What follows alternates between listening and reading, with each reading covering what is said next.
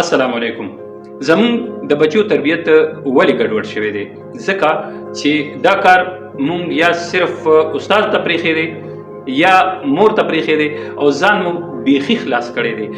شروع کې چې کله دا بچې د تربیت والوي دا بچې کنټرول کې راتلی شي نو مونږ هیڅ پروا نه کوو. بیا چې وروستو حالات خراب شي دا بچې د کنټرول نه وځي نو بیا مونږ وایو کله وایو چې دا د مور کار دی، کله وایو چې دا بچې خراب دی زما قدر نه کوي، دی دا کوي دی هغه کوي، او یا وایو چې دا فلانی هلک خراب کړی دی یا فلانی سړي خراب کړی دی. ګورئ د بچي سره به خاص د شروع نه چې د اټیچمنټ ساتي، بهر چې وځي نو ځان سره د ګوتې نه نیول او بوتلل، قدم په قدم هغه سره خبرې اترې کول، قدم په قدم د هغه تربیت او ګپ شپ د هغه سره د تربیت خبرې ورسره کونی، مختلفو فنکشنز لا هغه بوتلنی په لاره چې دی دا ماما دی دا کاکا دی دا انکل دی، لاس میلو کا، سلام دعا، خوراک خلک څنګه کوي، خوراک خلک په دې طریقه باندې کوي، هغسې دغسې.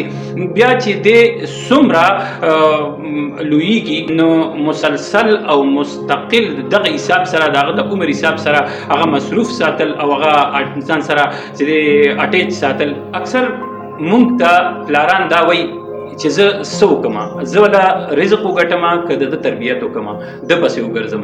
نو مور خو دی لاړ شي کار له مزدورۍ له یا بار ته، مورې د کور نه بار نشي راوتی، او استاد غریب سره خو د 4-5 ګنټې وي، بیا د نور ټول په معاشره کې تیری. معاشره کې سي دی کله تماشې له تللی، کله یو مجلس له تللی، کله دوستانو سره تللی او په پارکونو کې یو ځای بل ځای ګرځېدلی.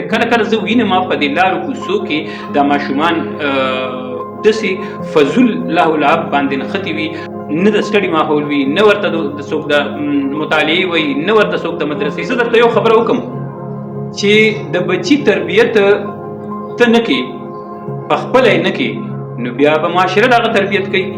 نو بیا چې معاشري د هغه څنګه تربیت وکړو، که ښه یې وکړو او که بد یې وکړو نو بیا به ګیله نه کوي. تا ته پته ده په معاشره کې خو د دنیا ښکاریان ګرځي را ګرځي، خپل ځان له رزق ګوري، خپل ځان له د پکار څیزونه ګوري، نو ګرځي او په دې بچو باندې چې دی نو جالونه اچوي. نو بس دا غریب چې د چا په جال کې راغو نو بس بیا هغه په خپل رنګ کې او د خپل ځان دپاره استعمال شروع کړي. نو کنکلوژن دا دی چې د بچي سره به اټیچمنټ نه ختمي. ګورئ دا 3-4 ورځې مخکې زما دا ایرپاډز د موبایل سره کنیکټ کېدل نه، نو ما ته لور وایي چې اورېږه دا به د بل موبایل سره دا کنیکټډ وي نو ځکه تا سره نه کنیکټ کېږي. نو زما ډایرکټ دا سوچ زه خو چونکې تربیتکار یم، زه خو چونکې استاد یم، نو زما دماغ دغې طرف ته لاړل. ما وی چې ګوره دا بچې عموم داسې یو شی دی چې کله دا د بل چا سره اټیچ شي، د بل یو سوسایټۍ سره اټیچ شي، د نورو خلکو سره اټیچ شي، نو دی بیا د مور پلار سره او د مشرانو سره او د تربیتکارانو سره کله دی کنیکټ کېږي، ځکه د کنیکشن هلته بیا کنیکشن ختمولم ګراني، بیا خپل ځان سره د هغه کنیکشن جوړولم ګراني. نو بس د دې بچي سره به خاص د شروع نه څنګه چې د دغه څیزونو سره ستا کنیکشن وي نو بل سره نه کنیکټ کېږي، نو دغه شان به چې د بچي سره ستا کنیکشن وي نو دی بل چا سره کنیکشن نه اخلي، د ده ضرورتونه پوره کېږي، د ده د خوشحالۍ، د ده د تفریح، د ده د ضرورتونه د هغې ټولو خیال ساتلی کېږي. نو دی بیا څه کوي چې نورو خلکو پسې ګرځي او بل ځای کې ګرځي.